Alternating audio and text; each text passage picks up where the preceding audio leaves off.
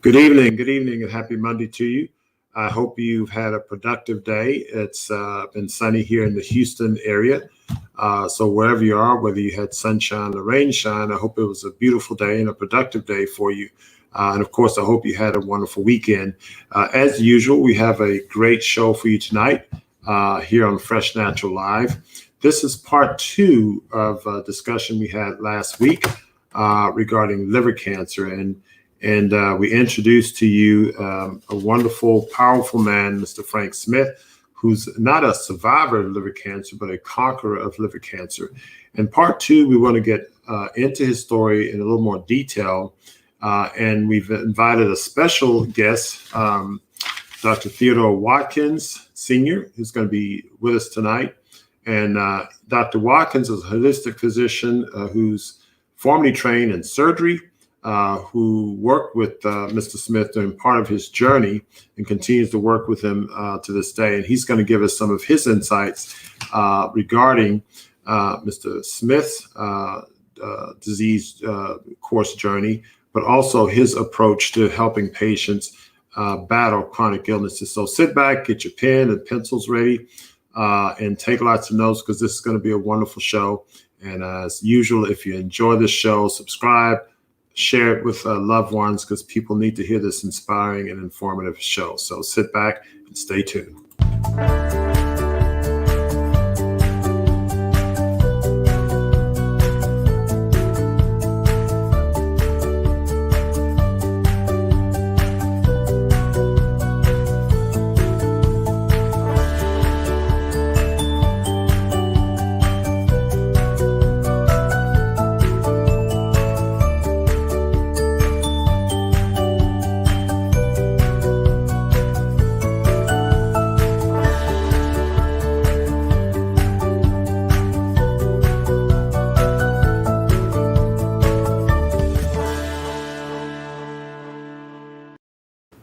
Okay, wonderful. Welcome back. And so I want to invite our usual guest, one of my colleagues who is on the show regularly with us, is Dr. Celeste Palmer.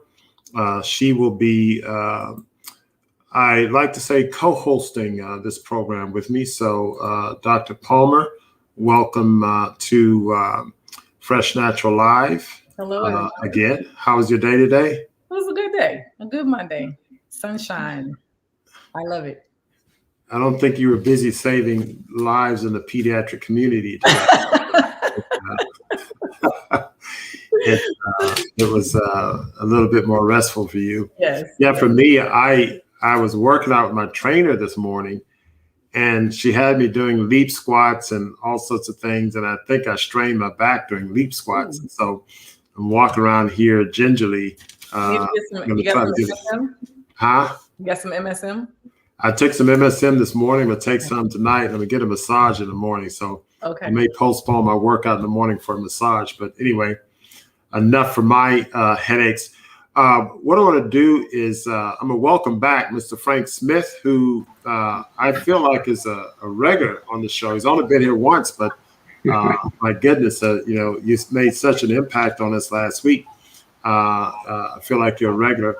And I want to introduce to our audience a special guest I had the pleasure of meeting him actually 2 weeks ago by telephone. And of course, he was gracious enough to allow me to come on his radio show earlier today. And so he was double gracious enough to join us and share his insight and wisdom with us tonight. That's Dr. Theodore Watkins, Sr. Dr. Watkins is a dynamic lecturer, coach, writer, and herbalist, and is a recognized authority in preventive health and wellness. Dr. Watkins has treated thousands of patients whose lives have been devastated by disease of lifestyle, as he calls it.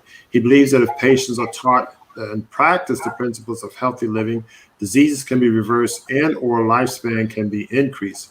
Dr. Watkins is an alumnus of Oakwood University and Howard University College of Medicine. In 1983, after completing 5 years in residency, he left surgery to pursue an inward dream that could prevent his patients from entering the operating room. Since that day, Dr. Watkins has embraced practice and crusaded holistic medicine. His holistic approach requires a spiritual, mental, and physical reformation. He also practiced alternative medicine as a method to heal and support his patients' physical and mental needs. In 1986, Dr. Watkins participated in the White House Conference on Barriers to Delivering Healthcare to the Indigent. He also participated in the American Enterprise Institute Conference on Financing of Healthcare to the Indigent in 1987. He has received awards and recognitions. In 1984, received the National Center for Neighborhood Enterprise Award for his work in low-income housing in Washington, D.C. Dr. Watkins' practice has featured in articles in the Washington Post, one in 1985 and another in 1987. RX Ounces of Prevention, Pounds of Cure. Washington TV's Channel 9 Sunday edition documented Dr. Watkins' work in a program entitled Up Out of Chairs. The Washington Magazine listed Dr. Watkins in their October 1987 issue in the article Top 100 Physicians in Metropolitan Washington, D.C. Dr. Watkins has lectured and taught audiences across the USA, Caribbean, and Bermuda. He has a radio program titled To Your Health that broadcasts every Monday from 2 p.m. Eastern Time on WPFW in Washington, D.C., the WAI in New York City, and the WPFWFM.org worldwide. So without further ado, I want to introduce Dr. Theodore Watkins to the panel. Dr. Watkins, how are you doing today, sir? I'm doing extremely well. So happy to be with you. And happy to have you here. What I'd like to do, last week we got into Mr. Frank Smith's story, and we went way back to his childhood, and he brought us all the way through the childhood up to the diagnosis and up to now. And he really gave us an overview of how he did. And what I want to do today is get back with him and do a recap. But before I do that, after introducing you, can you give us some words in terms of your overall approach to patients? And first of all, how you got into where you are, what motivated you to do this, and your general approach and your perspective and concept of managing people with chronic illnesses. Well, as I mentioned today when we were talking, my really goal and dream was to do cardiology. But a group of us medical students got together about my second year in med school, and we decided we were going to do this self-supported ministry in the South. And we needed a surgeon for the group. And so I sacrificed and went into surgery. Actually, I didn't know that I was really starting loving surgery and felt very good and powerful with that knife in my hand. About my third year in residency, I was at Tuskegee, the VA hospital in Tuskegee, Alabama. And I did some research down there and found some land in Coosa County, Alabama. It was like right in the middle, Montgomery, Birmingham, Atlanta, Georgia. And I was just excited about it. I invited the guys to come down and check it out. And one said he can't come because his wife won't move. I said, wait a minute now, who's the head of your house? I was newly married, so I was a little ignorant. But at any rate, the other guy came down, and I showed him all around. I'd done all my research, met with the business bureau. I checked at schools and all housing. I'm driving him back to the airport. He says, Jed, I can't come. I said, what do you mean you can't come? Oh. He said, oh. And that's all he would tell me. As I found out later, the reason he was up in Ohio, and the mafia had actually took over his practice, and he didn't want to get me involved. So he didn't tell me the real reason. But what my wife, who was in the back seat, saw were these two men crying. One because his best friend didn't understand, the other because of this loss of dream. And after that, I prayed. I said, what am I supposed to do, Lord? And I was impressed to leave service. I said, no, you don't understand. I'm good with this knife. And I felt that I was told, no, you don't understand. I have a special work for you. And it took me 2 years to really get the courage to leave surgery because I just loved surgery. And but now that I have left, I really sorry that I was so short-sighted because diseases and patients that we couldn't help with surgery, by changing lifestyle, we've been able to make significant progress with them. And in fact, when I started, most of my patients were stage 4 cancer, stage 4 heart disease, diabetes, etc.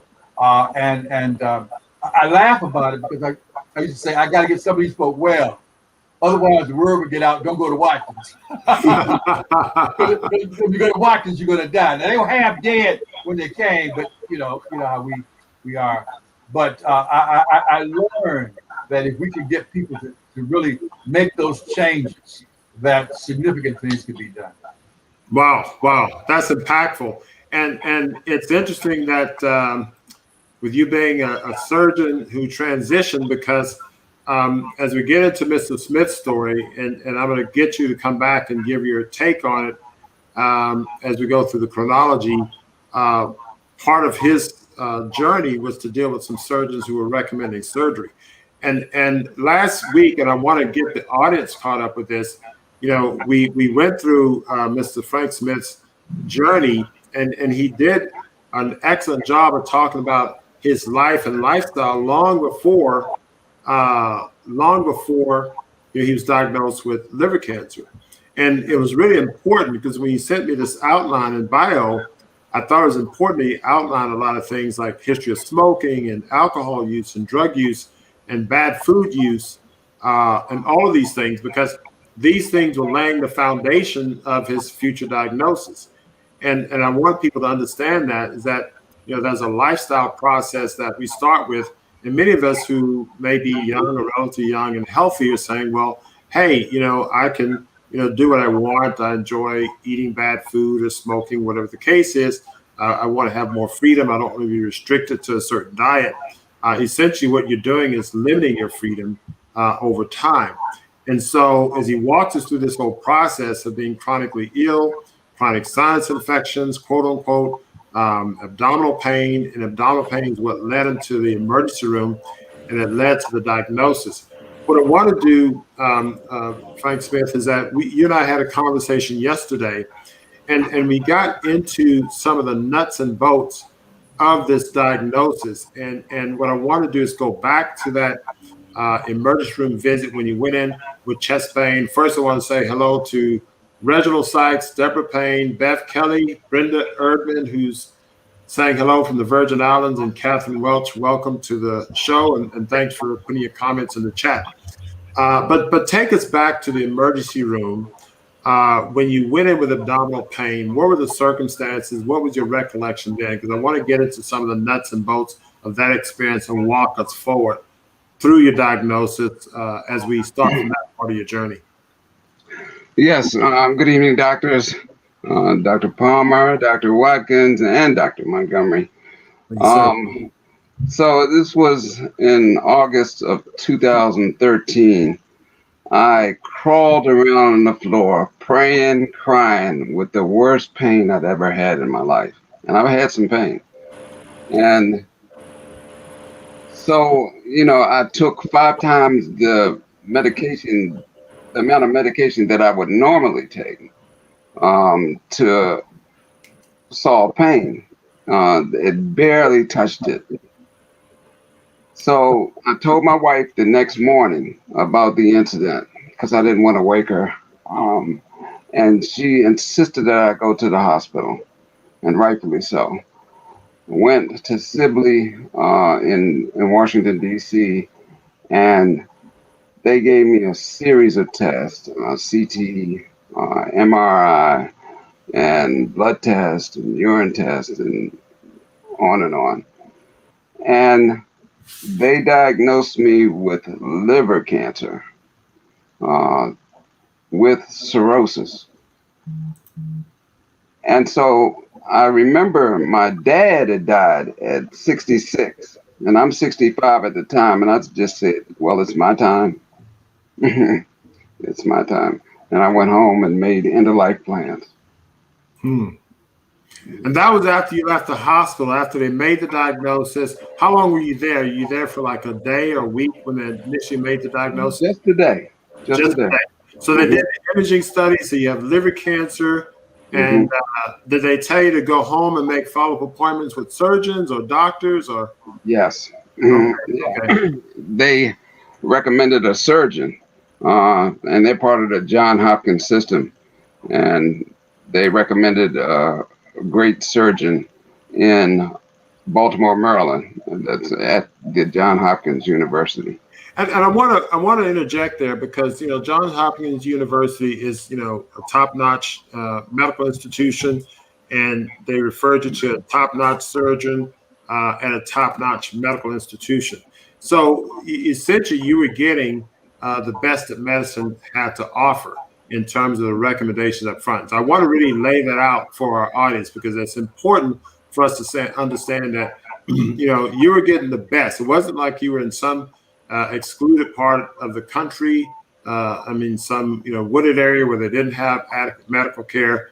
You were in an area where you had quote unquote top-notch medical care, and that's really and I put air quotes around that because that's really important for us to consider given the context of things. So essentially, you went home, you started making end-of-life plans, and I take it that you kept your appointments with the doctors. Can you tell us what happened when you went to Doctor 1, 2, and 3? I think there were 3 different doctors. I went to 3 sets of doctors and looked at the Cancer Institute of Washington. Okay.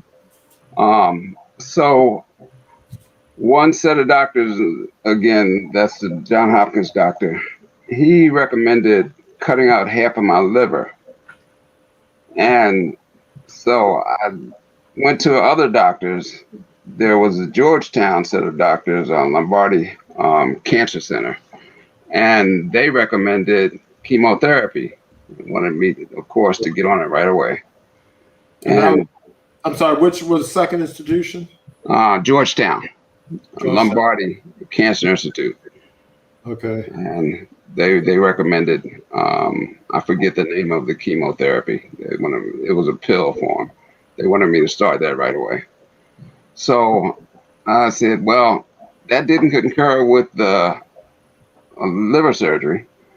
And so at the recommendation of a nurse friend of mine, I went to Washington Hospital Center. Actually, I went to another doctor, and he referred me to this doctor at Washington Hospital Center, and he wanted to manage my care, but his treatment would have been surgery, chemotherapy, and radiation. Okay. Now, this Washington Hospital, is that the Cancer Institute of Washington? Is that the same place? No, not the same place. This was a doctor that wanted to manage my care. So he was going to send me to all these places, to other doctors.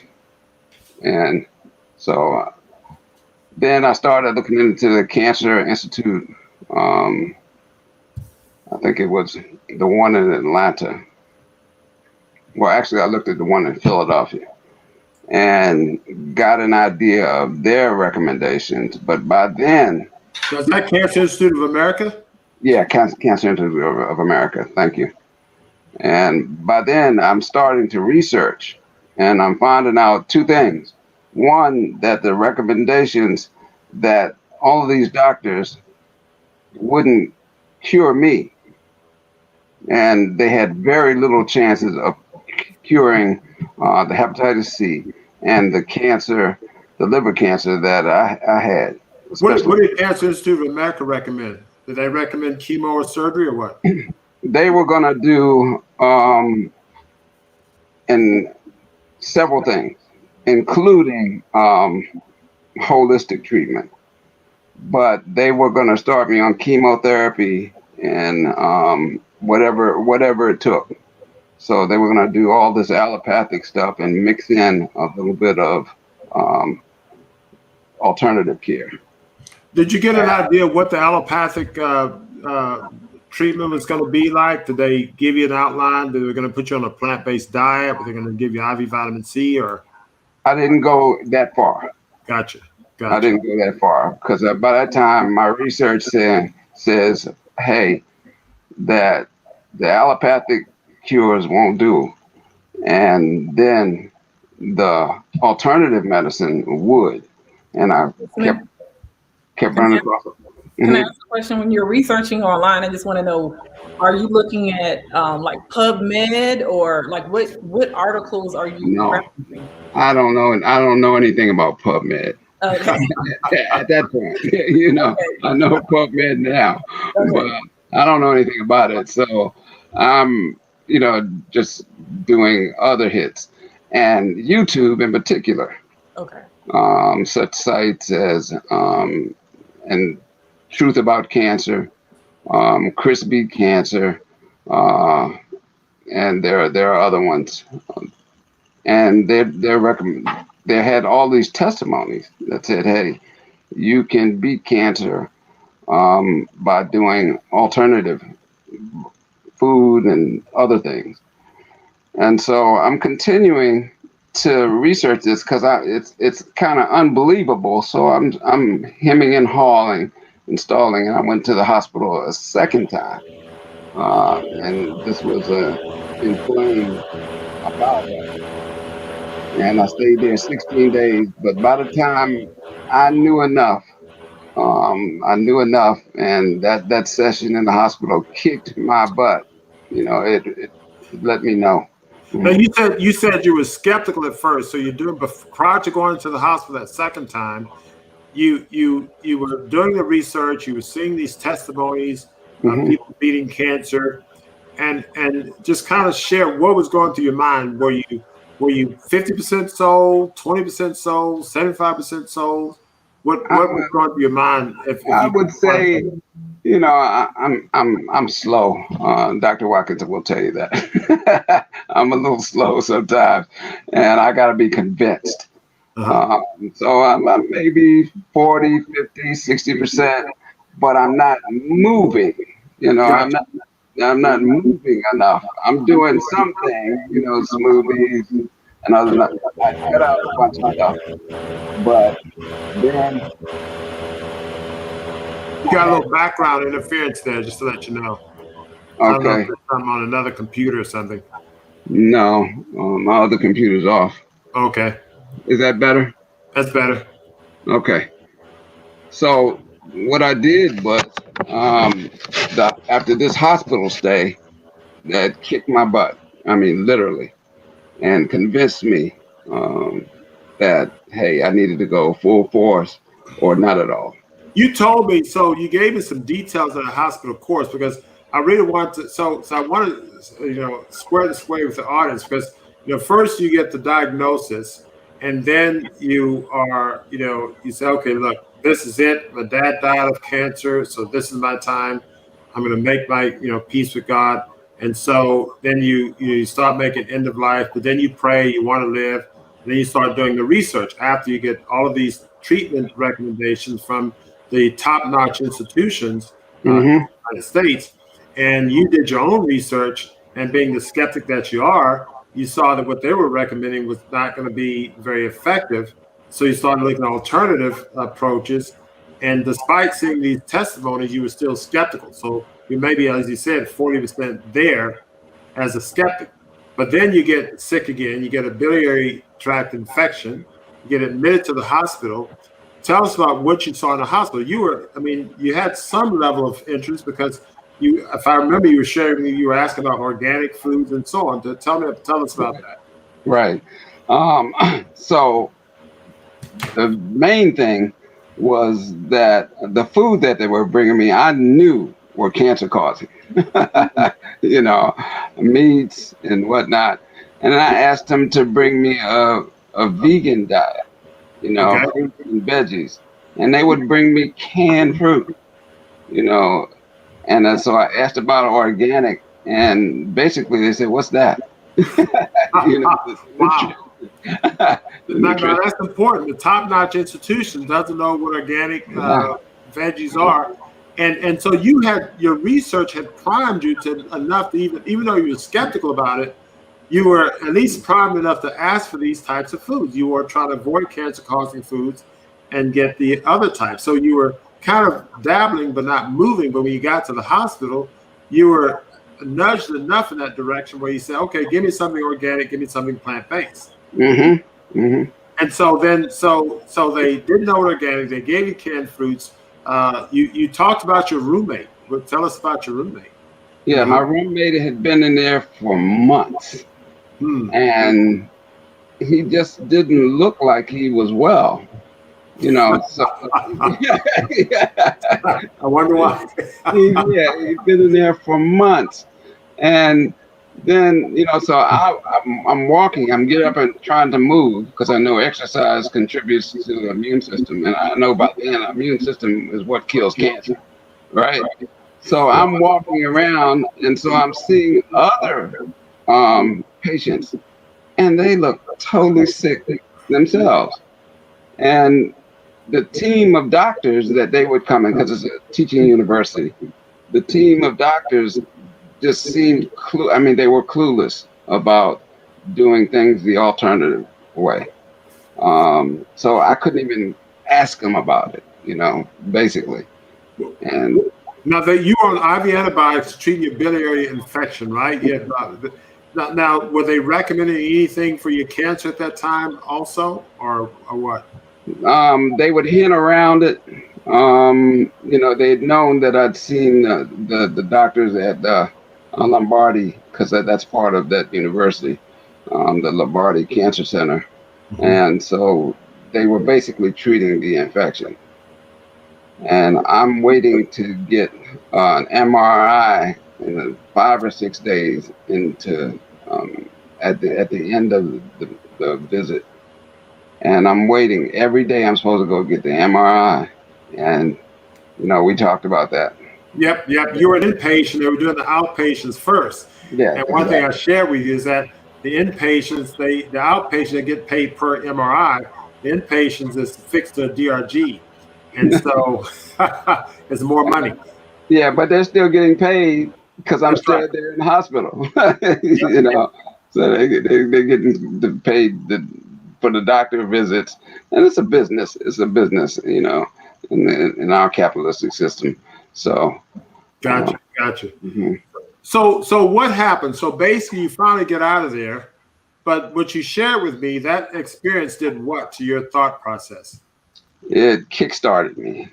I went from 40, 50% to 100%. And I can't say it was 100% because,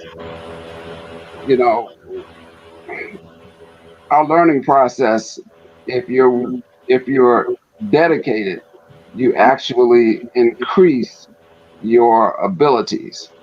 So what I did was doubled or redoubled my efforts, often. So, if I might stumble on my juicing, I would redouble my efforts the next day. I would redouble my efforts for exercising. And I started getting better. Actually, I didn't start getting better at first. In a month, my alpha beta protein went up to 1498. It was off the charts. And we'll share that with the audience. But when you say getting better, when did you start feeling better? So you went back home, you started juicing, you went 100% on plant-based juicing. How long did it take you to start feeling better, regardless of what the numbers show? It didn't take long. It didn't take long. I would say within, I felt a little better within days. Okay. And I felt better within weeks, a lot better. And by the time I saw Dr. Watkins, I thought, compared to what I felt, I was feeling great. Dr. Watkins said I looked like death. Wow. I look like death. But as far as I'm concerned, I'm doing good. Dr. Palmer has a question. Yeah, I did have a question, because a lot of this, as we know, is our having our mind focused and in a position where you're going to get better. Because you said in the beginning you felt like this is your time because your parents, your mother and your father, passed around at an early age from cancers. And so at what point did that shift happen in your mind where even though you had found the solution, that you actually said, this is going to work. This is not something that I'm just going to do, but I'm going to make this work. So I'm going to keep doing it. Even if I don't feel good, I'm just going to keep doing it. So when did that happen? Yeah, well, I think it's a two-step process. So the first thing is I knew that I wasn't going to let these doctors kill me. I was already sick, and I knew they had a good heart. They were doing what they were trained to do, but I learned something different. And so that was the first step. And so I had to close the door on the allopathic way. So I closed that door and I'm praying and meditating all the time. And I said, Lord, hey, it's on you. I'm gonna do what I need to do, but it's on you. So it was right from that time out of the hospital. Yeah. Wow, that's powerful. So, Dr. Watkins, what I'd like to do, Mr. Smith is going through this process. He's juicing, and he's making progress, but he still has a good ways to go. When you see him, he looks like death. Can you give us your take on what you saw at that time? You saw him for the first time. You analyzed what he was doing. Give us your take on your perspective at that time and then even now as to where he was at this point in time. So he's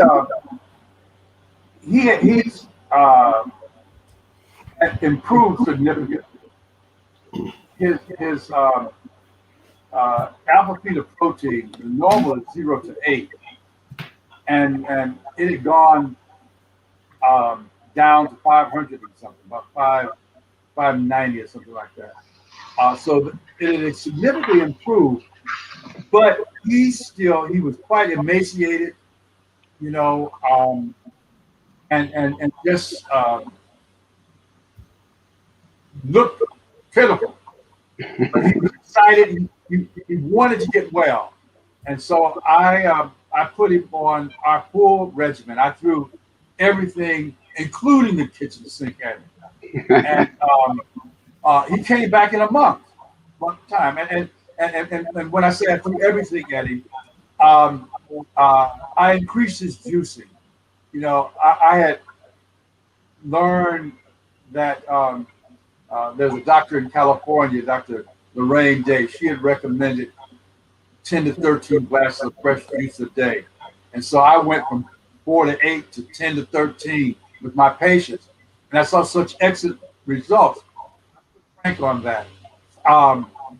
I put him on fresh aloe vera juice. Aloe vera, very bitter, using the fresh leaf. I put him on that.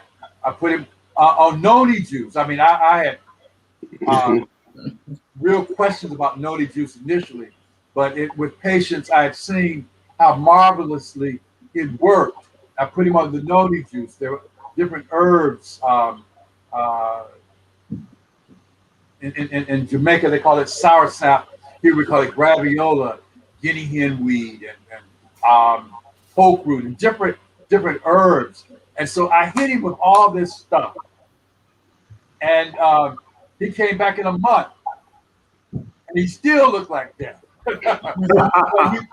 but he had more energy, Yep.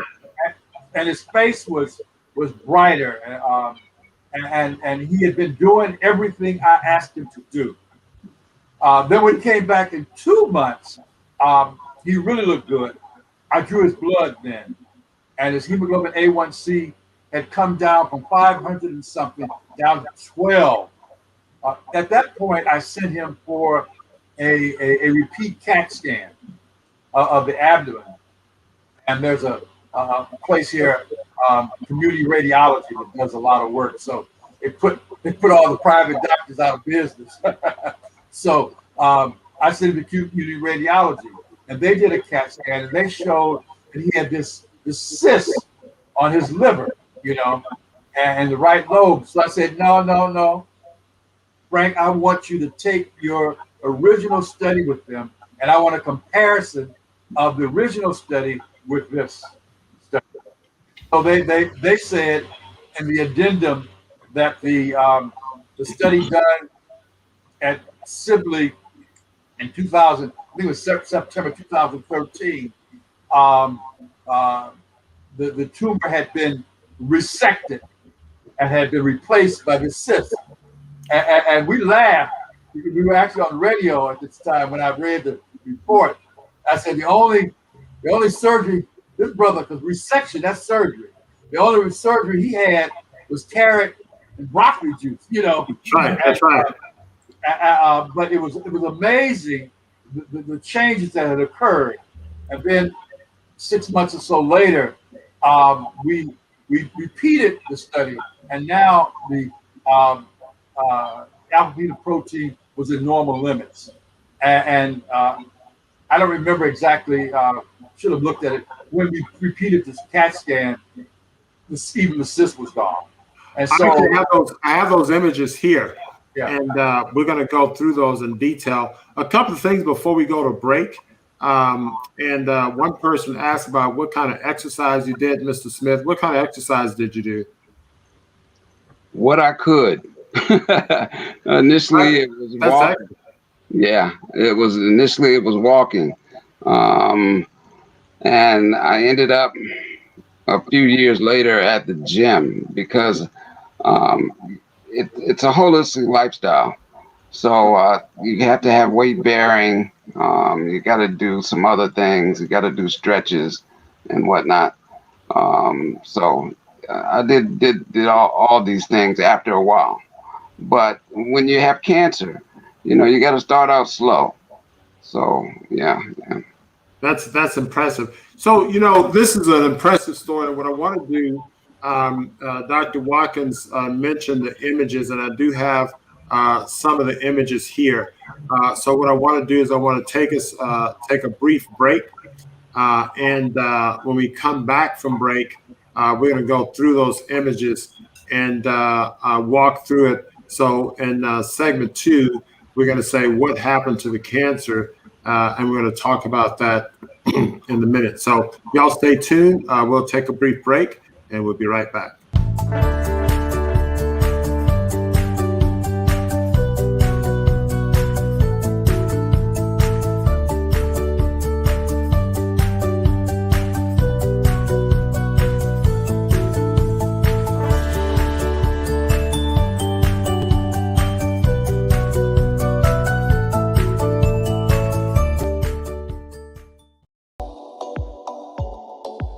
Greetings, I'm Dr. Baxter Montgomery. Thanks for joining us this evening.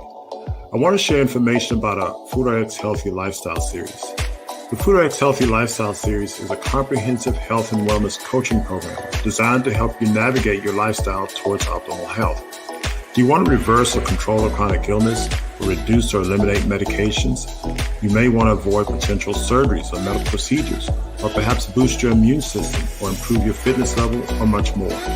The program starts with an intense 5-session, 4-week virtual coaching jumpstart phase, where you join a group of like-minded individuals dedicated to improving their health. You'll be provided a lot of support materials, including nutrition plans, recipes, supplement plans as needed, or fitness plans, and much more. You have full-year access to the support materials as well as our health and wellness team during and at the completion of the 4-week jumpstart period. To learn more about this program, connect on one of our links below or schedule a call with our team members. Let them know if you wish to speak to me directly, and they'll arrange a time for you. Optimal health is a lifelong journey. Let us help you navigate it to your most desired destination. So, welcome back. We are in part 2, and this is an amazing story. We welcome back Mr. Frank Smith and also Dr. Theodore Watkins, and of course I'm with my esteemed colleague, Dr. Celeste Palmer.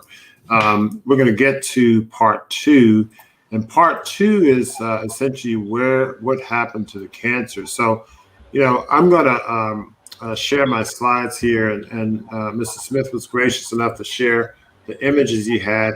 And Dr. Watkins, feel free to comment on these. I'm going to go through it, but feel free to comment as you go. So this is a before image. Is in 2013, a diagnosis, a CAT scan.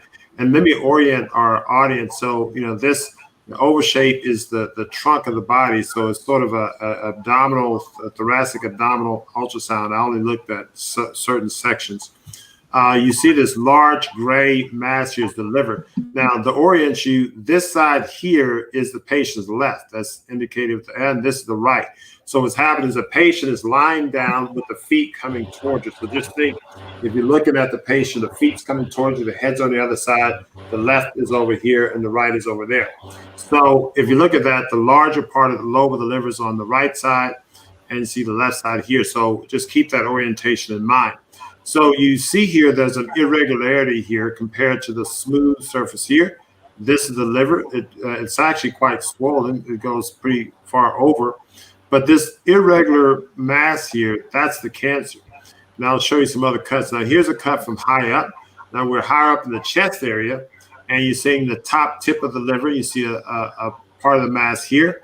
And as we come down, you see the mass here.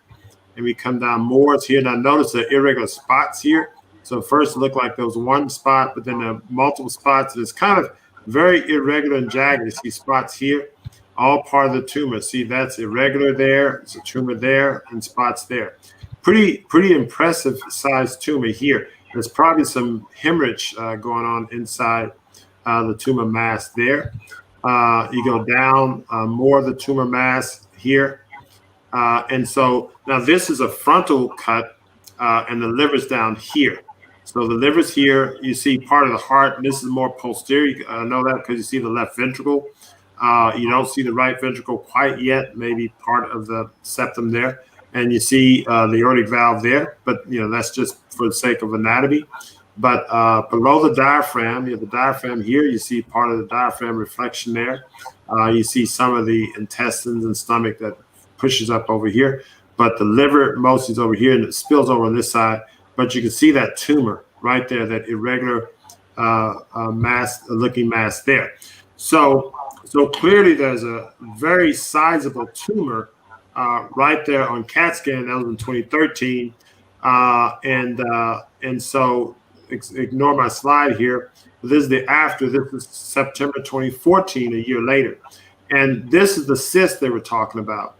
So, but notice you don't see that irregularity. This is smooth, with the exception of this little dark area. That's a little cystic area there. The tumor smooth, liver smooth there. More of a cystic area there, but you don't see that irregularity of the tumor. And so you just have a cyst there, right where the tumor was. More cystic area there, but that's normal liver tumor there, liver tissue rather, and a little bit of a part of the cyst here. But again, no more of that mass there. So that tumor is gone. Really impressive findings. Now, alpha fetoprotein, I'm not going to go through the details of that, but it's a tumor marker that can be used in liver cancer. And these are the numbers that we're talking about here. Early on, the alpha fetoprotein was 205. That's, the normal is 0 to 8.3. And so here you see it was very, very high. And it just got higher, sort of peaked and came down. And this was during your detox, if I remember correctly. So even though you were improving some way, the alpha fetoprotein was going up. And I'd like to get your take on this, Dr. Watkins. Could that be due to the fact that tumor cells are dying, and so they're releasing more tumor marker? Is that one of the explanations of why the marker go up? What is your take on that? Well, I think also. The intensity of his treatment had to increase too. Okay. So this tumor was a very rapid tumor, and you have to just hit it in the mouth real hard, because even with his best efforts, the markers would continue to rise. Gotcha.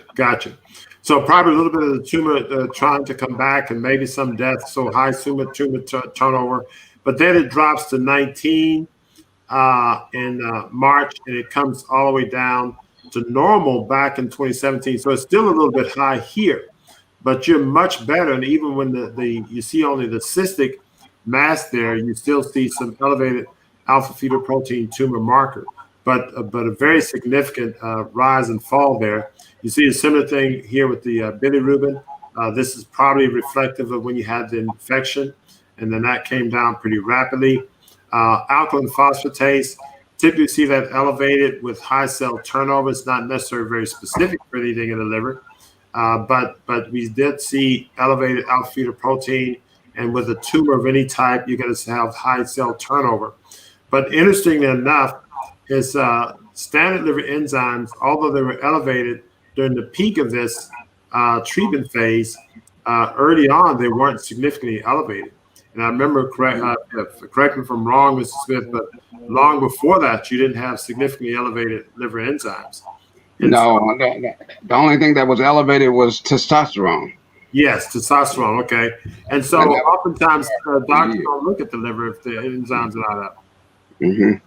Yeah. And I saw a patient with fatty liver and normal liver enzymes, and the doctor, well, the image study can't be right because the enzymes are normal, but the enzymes can be normal with severe advanced hepatic dysfunction, even cirrhosis. Cirrhotic liver is not going to put out much in the way of enzymes. So what we did, we graphed some of this, and you see the alpha fetoprotein, alkaline phosphatase, so the high peak, and then it drops below this red line is normal. So it drops below normal early on. But the alpha fetoprotein, it shoots way up and then comes down. Now, some of these are still abnormal, but it was off the scale high here, and it came down drastically. So, you were doing quite a bit in terms of eradicating this tumor during this time. So the question that we want to address here, and I'd like to get your input, Dr. Watkins, what happened to the tumor? What is the science behind what happened to this cancer? Was this hocus pocus? Was this just just an erroneously read CT scan in 2013 and it didn't have cancer? How do we explain this? And can I throw in a question too for Dr. Watkins? Yes, please. Can you explain what types of juices? Because juices mean many different things to different people. Fruit and vegetables, cold press. What were the 13 drinks that he was? Excellent. And it's fresh juices. The basic formula is 8 carrot and apple, 4 apple, green leafy vegetable, and orange. That's the general. And then you play with the formula to get some variety and so forth. But they're fresh juicy. I'm sorry, what was that? 3 beets, carrots, and was it beets, carrots, and apple? No, it's 8 carrot and apple, 4 apple, green leafy vegetable, and 1 orange. That's the basic formula. And then from that, you go and you play with it. You instead of having 8 carrot and apple, you throw in the beets, you throw in the broccoli, you throw in different things so that you can sustain this long process. Because one of the things that we talked about even today, it's not an overnight thing. Mr. Smith was sick for a long time, and it was only because of his prayer and fortitude that he was able to overcome. Many people would not have been able to do what he did, and so it was very, very significant. So those were the kinds of juices that we were doing. And I think the spiritual part about it can't be overlooked. I mean, prayer. Oh no. Is very powerful. What impressed me when he first came, he said that he went home to die because at best he was given a 6% chance to live 6 months. And so he went home to die, and he said he prayed. This is what he told me. He prayed. And after he prayed, he developed a sense of hope. And once he got the hope, he started reading. Now, it's interesting because I have a program I call 30 Days to Wellness. And I was doing a series in Washington and one in Richmond, Virginia at the same time. So one day I would do it in Washington, weekend I would go to Richmond, Virginia. And I needed a psychologist. And so they got this guy for me because the psychiatrist that I was using in DC wouldn't go to Richmond. Her schedule was just too hectic. And so this guy, and I wasn't sure about him. And but then when I talked with him, he said that his emphasis in his dissertation was the physiology. Oh, and I said, "Thou art the man. Thou art the man." Because it's this hope piece that so many people like, and so because they go to doctors and they know that they aren't getting well, but they keep going because they don't know what else to do. They don't have any hope. But Frank had this hope, and so he pushed, and so we were able to he was able to reverse this thing. You know, it's I don't often get religious on the show, but the prayer is important, and there's some scripture that I want to share. Philippians 4:6-7. Do not be anxious for anything, but in every situation, by prayer and petition with thanksgiving, present your requests to God, and the peace of God, which transcends all understanding, will guard your hearts and your minds into Christ Jesus. And so that what happens when you prayed, you got peace and you had the sense of hope. And that's not a trivial thing, because, you know, I see patients with cancer oftentimes, and they don't have peace. They're running, and again, you did analyze things, but you were seemingly calm and analytical, and to some extent skeptical, and you kept your wits about yourself. And I think that was God working through you, keeping you calm through the storm. Because I mean, you were on death's door. I mean, you were knocking on death's door. Another Psalm 91:14: He who dwells in the secret place of the Most High shall abide under the shadow of the Almighty. I will say to the Lord, He is my refuge and my fortress, my God, in Him I will trust. Surely He will deliver you from the snare of the fowler and the perilous pestilence. Now, those was, you know, famines and the type. But the thing is that you have protection. So you were getting peace and protection. Now, neither of those says you're going to get what you want. Mm-hmm. No. None of this says, you know, you submit to God, pray, and you're going to get what you want. But you're going to get peace.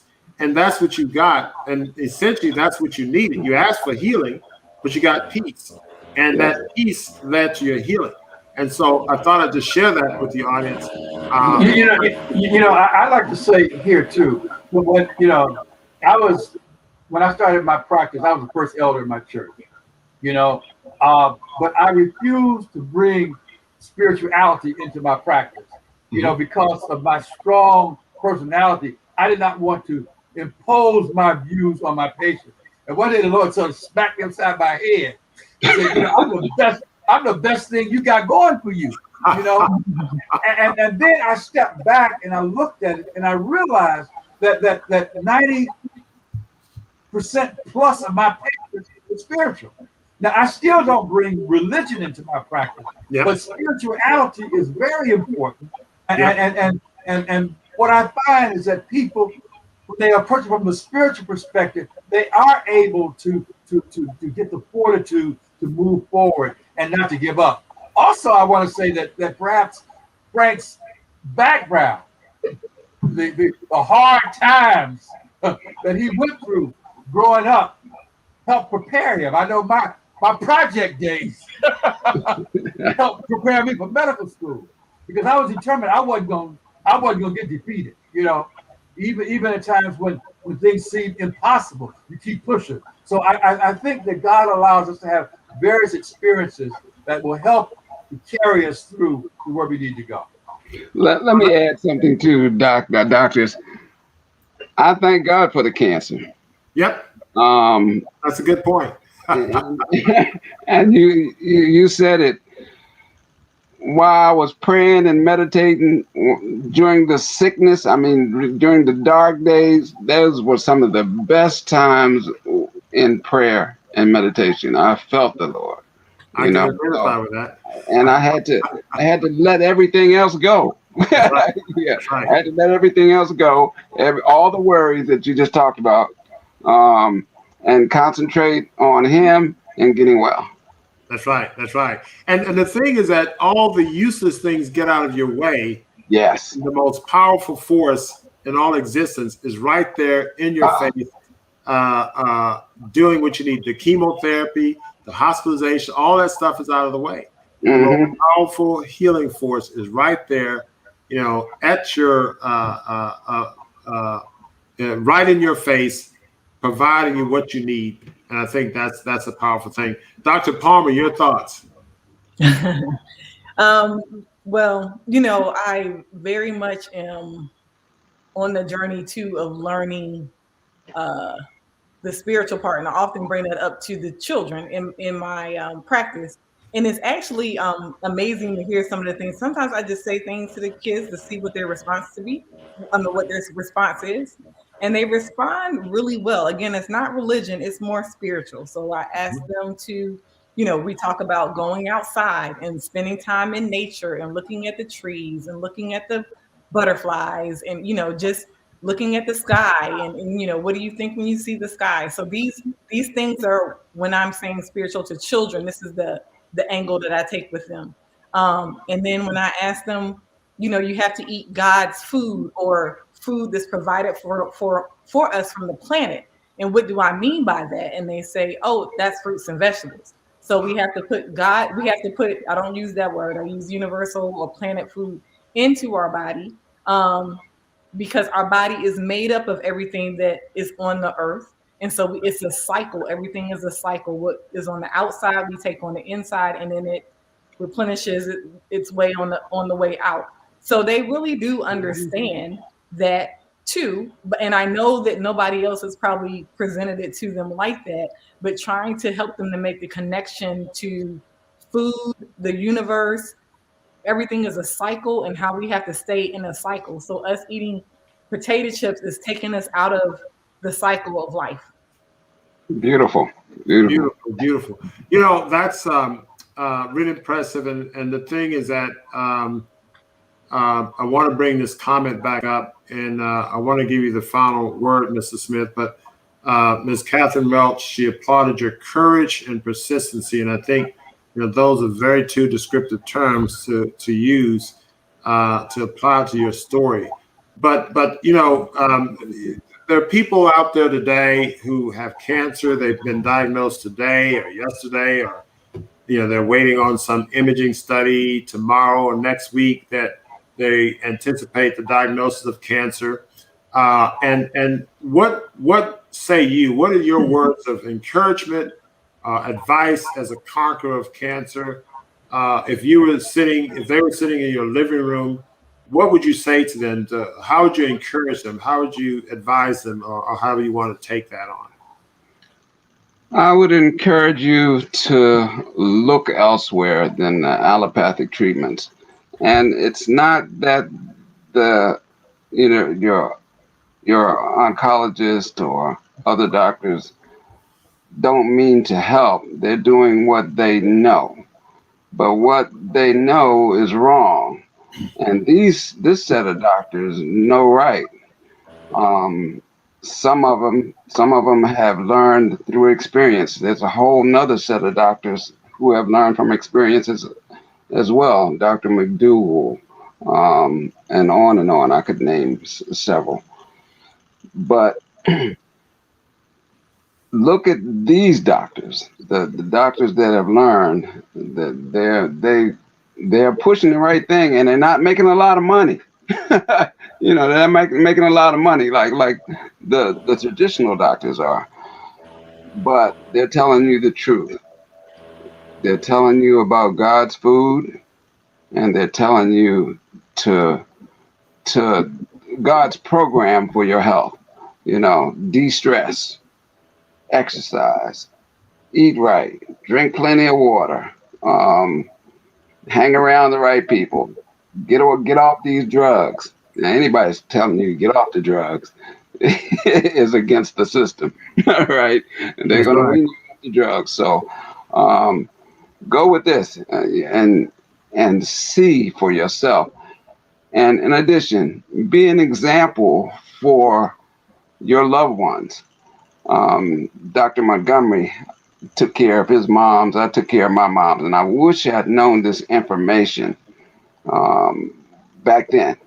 I could have saved her. I could have helped elongate their life.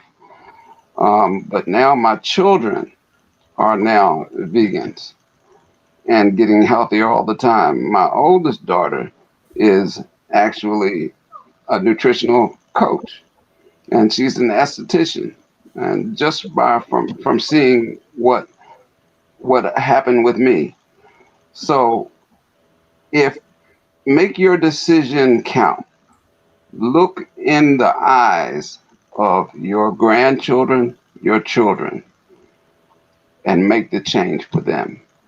Visualize them, visualize their health, and visualize their disease. So if your cancer, the life practices that you got came from your parents and from your grandparents and on, slave food. So make the change. Wonderful, wonderful. What a powerful final words. And everybody in the chat, please give Mr. Smith and Dr. Watkins, as well as Dr. Palmer, a digital round of applause. This is an excellent show. As usual, I learned a lot.